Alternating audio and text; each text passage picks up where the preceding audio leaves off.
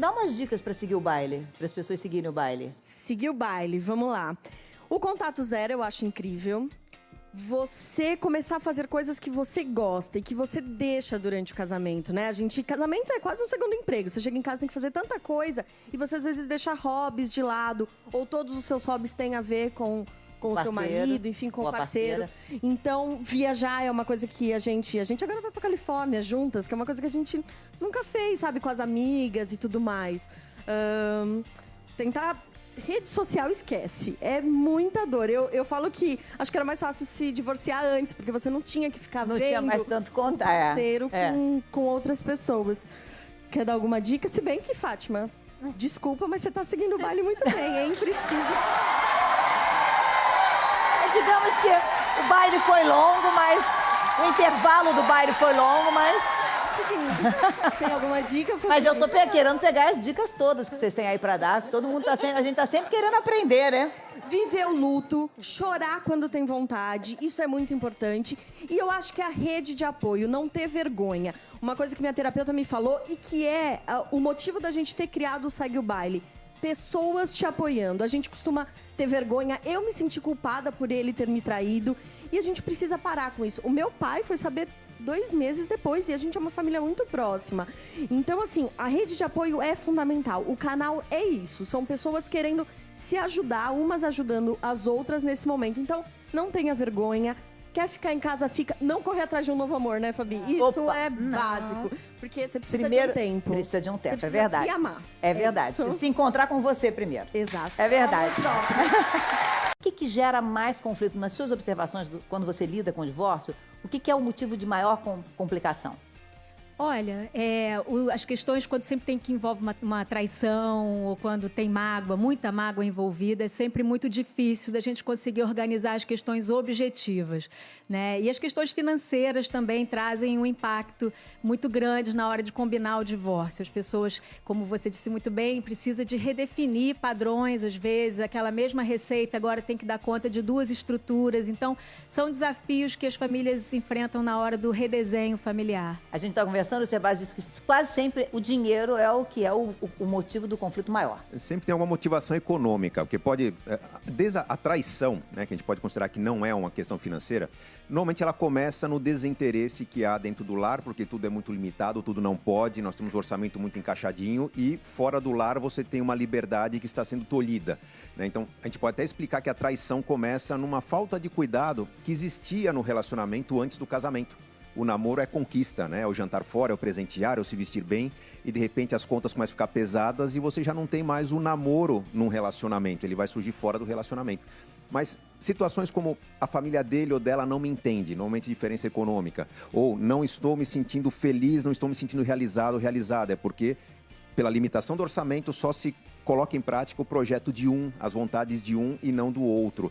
Então, na verdade, é uma falta de conversa sobre o que fazer com os recursos que nós temos. Recurso tempo, recurso dinheiro, recurso estrutura, né? Se eu tenho uma casa que inviabiliza viajar, essa casa deveria receber pessoas, mas eu não gosto de receber pessoas, então faltou combinar melhor o jogo de todos os interessados, que num relacionamento a 2 são 3 interessados. São interesses de um, interesses do outro, interesses de casal, né? Nós construímos o quê? O nosso futuro, nossos filhos, nossa aposentadoria. Mas eu gosto de dançar, você gosta de viajar, eu gosto de amigos, você gosta de família, eu gosto de descanso, você gosta de agitação. Não é que diferenças não coexistem, elas devem coexistir. 2 pessoas diferentes tornam um relacionamento mais interessante, mas quando só a vontade de um prevalece, o outro começa a se sentir esvaziado e aí ou ele vai procurar algo fora do relacionamento ou ele vai se sentir infeliz no relacionamento que ele tem. Marco, os seus pais se separaram, você era já adolescente? Sim, eu tinha 12 anos. Já começando a adolescência. Como é que foi? Teve uma parte de conflito no início, de dificuldade, ou foi uma coisa mais harmoniosa? Teve um conflito, a gente percebia já umas brigas entre os nossos pais. Foi muito difícil pra gente, porque meu irmão tinha 15 anos, eu tinha 12 e minha irmã com 9 anos. E a gente sentiu mesmo assim, né, a saída do meu pai de casa. Mas eu acho que a gente não tem que também julgar nem querer a perfeição dos nossos pais. Eles são pessoas igual a gente e acho que eles estavam infelizes. Eu acho que a felicidade é o principal. Se você está infeliz no lugar que você está, num relacionamento, acho que tem que buscar a sua felicidade. E acho que aconteceu isso com os meus pais. Meu pai estava em busca de alguma coisa a mais, assim, por isso que ele saiu. Mas é ruim mesmo, né? Em casa a gente fica sem aquela referência, a gente tem que saber bem, os pais têm que saber muito bem se separar, mas não se ausentar. Eu acho que esse é o principal. Oi, Olivia. Esse é o maior desafio no momento de uma separação, de um divórcio, é separar as questões objetivas das questões subjetivas, do emocional. Né? E também a questão que caracteriza um divórcio é dissolver o vínculo matrimonial, o vínculo do casamento e preservar o vínculo parental, que aquelas pessoas continuam sendo pais. Né? Então você dissolve um vínculo e preserva e fortalece esse outro vínculo que é perene, que é para sempre. Né? O vínculo de pai e mãe, esse não existe ex-pai nem ex-mãe. Então acho que esse é o maior desafio no momento de combinar um divórcio. Como é que a gente endereça as questões corretamente. Né? O Poder Judiciário não é o lugar para se discutir a emoção, a mágoa, a dor. Isso é para ser vivido em outro ambiente. As questões objetivas merecem um tratamento objetivo. Esse eu acho que é o maior desafio. Jennifer tem os pais casados até hoje. Sim. E de alguma maneira você observa isso neles? Você transfere alguma coisa para a sua própria relação? Porque você já mora com seu namorado? Com certeza. Eu aprendi algumas coisas com eles. Então, por exemplo, eu tenho um combinado com o Jean que a gente nunca dorme, tipo, pensou alguma coisa, por mais que seja viagem, divide com o outro, porque a gente vai guardando coisas, de repente explode, é o que eu falo, a gente tá junto, então o amor é para aquele que tá ali, o estresse é para aquele que tá ali, então a gente sempre procura ter esse diálogo. E quanto a essa coisa de divórcio, eu tenho muitos amigos que têm pais divorciados e eu percebo muito que a dificuldade do divórcio é você não colocar seus filhos contra uma das partes, né? Porque é isso, tem toda uma coisa emocional e é difícil você conseguir separar essa parte emocional e tratar só como um parente num momento tão delicado como esse, né? A verdade é que não é porque foi um mau marido ou uma esposa ruim que vai ser um pai mau ou uma mãe ruim. Né? Tem que separar as coisas. A Michelle está aqui com a gente, ela viveu 20 anos, né, casada, bom Sim, dia. 20 anos de relacionamento. 3 filhos. 3 filhos, João Pedro, Davi e Andriele. Só que depois de muito desgaste do relacionamento, eu não estava feliz mais, eu não amava mais. Eu tive a coragem de pedir o divórcio. Mesmo sendo totalmente dependente financeira dele. Eu não trabalhava, nunca trabalhei na vida. Ele que sempre pagou tudo, ele sempre que assumiu tudo. Mas eu vivo em busca da minha felicidade, entendeu? E até da felicidade dele. E aí eu tomei coragem e pedi a separação. E aí ele reagiu bem em relação a continuar mantendo a casa, por exemplo? No primeiro momento ele foi super político. Falou, não, eu vou pagar tudo, vou pegar as crianças, vai continuar tudo igual. Mas no segundo dia já mudou tudo. Ele já começou a oscilar e não falou que não ia pagar mais, não ia pegar mais as crianças. Só que, graças a Deus, como eu muito bem resolvida, não tinha problema nenhum de sentimento com ele. Eu pelos meus filhos, porque a gente, quando tem filho, a gente, primeiramente, são os nossos filhos, né? Eu consegui entrar num acordo com ele. Graças a Deus, hoje em dia, a gente já vive bem. Ele arca com todas as responsabilidades financeiras dele. E cada um vive a sua vida, entendeu? Ele já vive a vida dele, eu vivo a minha. Estou muito feliz, graças a Deus. Então, quer dizer, na verdade, no primeiro momento, houve esse conflito, né? Com certeza, houve um conflito muito grande. Vocês precisaram de uma ajuda da justiça? Chegaram aos tribunais ou vocês resolveram entre vocês? Na verdade, eu cheguei a procurar uma advogada e ela que me direcionou a tentar um acordo verbal com ele. Para não chegar esse negócio de oficial de justiça, de se desgaste até pelas crianças mesmo. E eu conversei com ele, graças a Deus a gente entrou nesse acordo. E ele faz a parte dele, graças a Deus eu faço a minha e agora tá tudo bem. A gente tem um contato muito pouco e tá tudo ótimo, graças a Deus. Tô super feliz com uma pessoa nova que eu amo e ele também tá, e graças a Deus tá tudo ótimo. Todo mundo acertou a vida. Graças a Deus. Ô, Tabata, vocês conseguiram resolver as questões do divórcio assim, sozinhas? Vocês e os ex-parceiros? Não, na verdade, como eu não queria falar com ele, eu coloquei um advogado no meio, ele não queria a princípio, mas foi tudo muito tranquilo. A gente vivia, até é engraçado, hoje em dia as pessoas vivem um casamento diferente. Eu falo que eu vivia aquele antigo de conta conjunta, tudo muito junto. E a gente tinha esse acordo de que era meio a meio. Então também quando a gente terminou, separou tudo certinho e o advogado só foi mesmo para fazer alguma das pontes e eu não tive grandes problemas com isso. Mas eu quis colocar, assim, um advogado porque eu não queria o contato com ele. Uhum. Eu acho que o fato de não ter filhos, né, permite que ela não tenha contato com ele. Mas quando você tem filhos, ou ele ou ela, não tem como você... Eu imagino que seja a parte mais difícil. A Melinha, quando se separou, tinha filhos.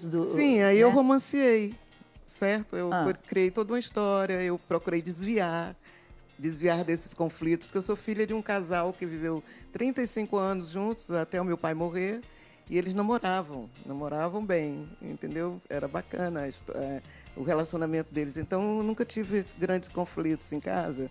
E isso facilitou com que, no meu momento, e também até por causa da década de 70, essa coisa era mais tranquila de ser resolvida. E o meu primeiro marido não teve filhos, que era um arquiteto recém-formado. A gente viveu 5 anos, né? Já no segundo casamento eu tive 2 filhos. Com o Zé Ramalho? Com o Zé Ramalho, João e Maria. E já temos netos, né? Então, eu procurei romancear e todo dia, sempre que era necessário, eu contava para os meninos uma história, porque eu sempre gostei muito de contos de fadas. Então, eu ia buscar no Chris Anderson, as coisas dos contos de fadas, e contava, fui buscar, aí contava para eles como uma historinha, sempre uma historinha. E depois, quando eles foram crescendo e que precisaram ir para a casa do pai, eu dizia, não leve nada daqui para lá, nem traga nada de lá. Só seu pai está bem? Está bem. Sua mãe está bem? Está bem. Então, procurei criar essa condição harmônica. Isso é muito importante que ela está falando, porque às vezes a pessoa fala assim, não, mas eu tenho os filhos, eu tenho que continuar tendo contato. Lógico que tem. Mas isso não significa que você tem que ficar seguindo rede social, sabendo da vida social da pessoa, né? E isso é muito dolorido na hora do divórcio. Então, por exemplo, eu falo, o contato zero me ajudou muito. E a pessoa fala, mas eu tenho filho.